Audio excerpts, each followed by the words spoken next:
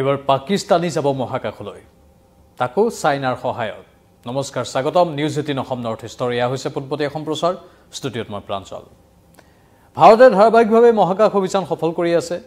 আৰু ভাৰতৰ এই মহাকাশ অভিযানক লৈ পাকিস্তানত হৈছিল লাগিছিল পাকিস্তানী নাগৰিকে ভাৰতে যেতিয়া চন্দ্ৰযান সফল কৰিছিল তেতিয়াই পাকিস্তানী নাগৰিকে পাকিস্তানৰ প্ৰায় কৈছিল পাকিস্তান চৰকাৰক চাওক ভাৰতক ভাৰতে যি কাম কৰিছে প্ৰশংসাৰ কাম কৰিছে আৰু ভাৰতে উন্নতিৰ কাম কৰি আছে আৰু পাকিস্তানে নিজৰ দেশৰ নাগৰিকে তেওঁলোকৰ কৈছে যে আমাৰ দেশে সন্ত্ৰাসবাদীক প্ৰশ্ৰয় দি আছে বা আন কেতবোৰ কাম কৰি আছে পাকিস্তানৰ নাগৰিকে নিজৰ সংবাদ মাধ্যমৰ সন্মুখত বা ইউটিউব চেনেলৰ সন্মুখত সেইখিনি ভাষ্য আগবঢ়াইছিল যেতিয়া ভাৰতৰ চন্দ্ৰযান সফল হৈছিল আৰু সেই পাকিস্তানে এইবাৰ মহাকাশলৈ মহাকাশচাৰী পঠিয়াব কাৰণ সুব্ৰিয়া ভাৰতে ধাৰাবাহিকভাৱে মহাকাশ অভিযানবোৰ সফল কৰি আছে পাকিস্তানৰো গাত লাগিছে যাৰ বাবে তেওঁলোকৰ দেশৰ চৰকাৰখনে সিদ্ধান্ত ললে চীনৰ সৈতে চুক্তি কৰাৰ আৰু চীন আপোনালোকে সকলোৱে জানে আইএছএছৰ পৰা যেটো চীনে এতিয়া বাহিৰ হৈ আহি নিজাকৈ স্পেচ তেওঁলোকৰ অভিযান আৰম্ভ কৰিম বুলি কৈছে বিশেষকৈ স্পেচ ষ্টেচন চীনে নিজাকৈ বনাব আৰু সেই স্পেচ ষ্টেচন আগন্তুক 4 বছৰৰ ভিতৰতে সম্পূৰ্ণ হৈ উঠিব চীনে যেটো স্পেচ ষ্টেচন বনাবলৈ গৈ আছে আৰু তাতেই পাকিস্তানৰ মানৱ পঠিয়াব বা মহাকাশচাৰী পঠিয়াব ইতিমধ্যে চুক্তি স্বাক্ষৰ হৈছে আমাৰ হাতলৈ যেটো খবৰ আহিছে সেই খবৰটো অনুসৰি ক'ত কি কি চুক্তি স্বাক্ষৰ হৈছে গোটেইখিনি ক'ব বিচাৰিছো এয়া CMSA ষ্টেটমেন্ট আহিছে CMSA অৰ্থাৎ চাইনা মেণ্ড স্পেচ এজেন্সি আৰু Pakistan space and upper atmosphere research commission SUPARCO তেওঁলোকৰ মাজত চুক্তি স্বাক্ষৰ হৈছে ইছলামাবাদত শুকুৰবাৰে এই চুক্তি স্বাক্ষৰ হৈ গ'ল আৰু এই চুক্তিখন স্বাক্ষৰৰ সময়ত পাকিস্তানৰ প্ৰধানমন্ত্ৰী শ্বাহবাজ শ্বৰীফ উপস্থিত আছিল ইছলামাবাদত চুক্তি স্বাক্ষৰ হ'ল পাকিস্তানৰ প্ৰধানমন্ত্ৰী শ্বাহবাজ শ্বৰীফ উপস্থিত আছিল চুক্তি কাৰকাৰ মাজত স্বাক্ষৰ হৈছে এয়া China's manned space agency CMSA আৰু Pakistan space and upper atmosphere research কমিশ্যনৰ মাজত যেটো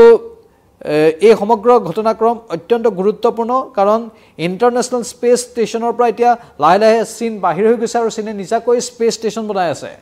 আৰু সেই স্পেচ ষ্টেচনটো খুব বেছি 4 বছৰ লাগিব সম্পূৰ্ণ হওঁতে কি কাৰণত ISSৰ পৰা চীন বাহিৰ হৈছিল কাৰণ ISSৰ এই সমগ্ৰ প্ৰক্ৰিয়াটো চীনৰো এটা যেটো ISSৰ স্পেচ আছিল কিন্তু তাত চীনৰ সেনাবাহিনী জড়িত হৈ পৰিছিল আৰু এই চীনৰ যিবোৰ মহাকাশ অভিযান আছে সেই মহাকাশ অভিযানবোৰত চীনৰ সেনাবাহিনী জড়িত হৈ পৰাৰ ফলত এটা সংঘাতৰ সৃষ্টি হৈছিল US আৰু চীনৰ মাজত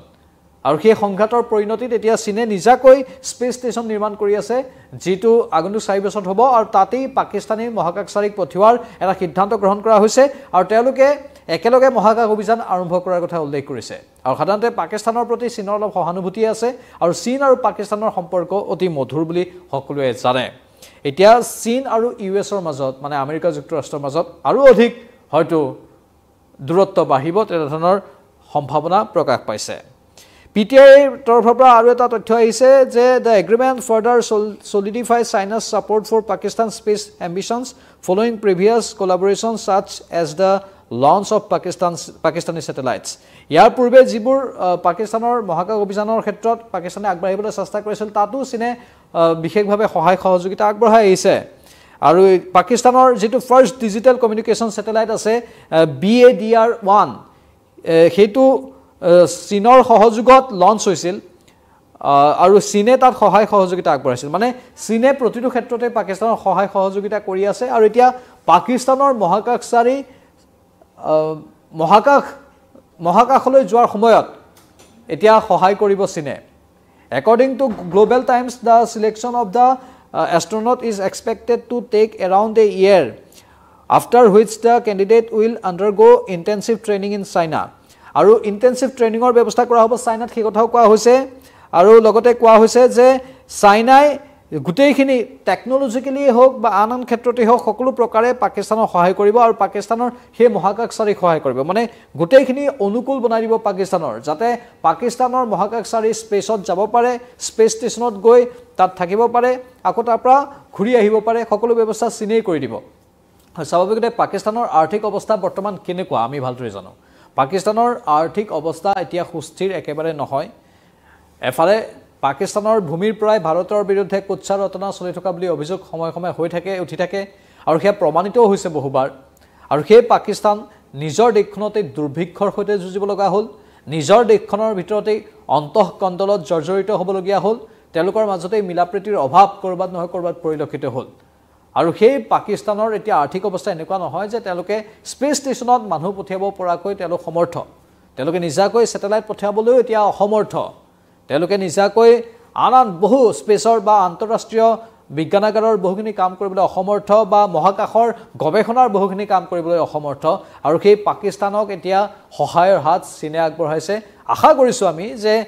সুবুদ্ধি উদয় হোক পাকিস্তানৰ আৰু পাকিস্তানে এনে ধৰণৰ ভাল কামবোৰত মনোনিৱেশ কৰক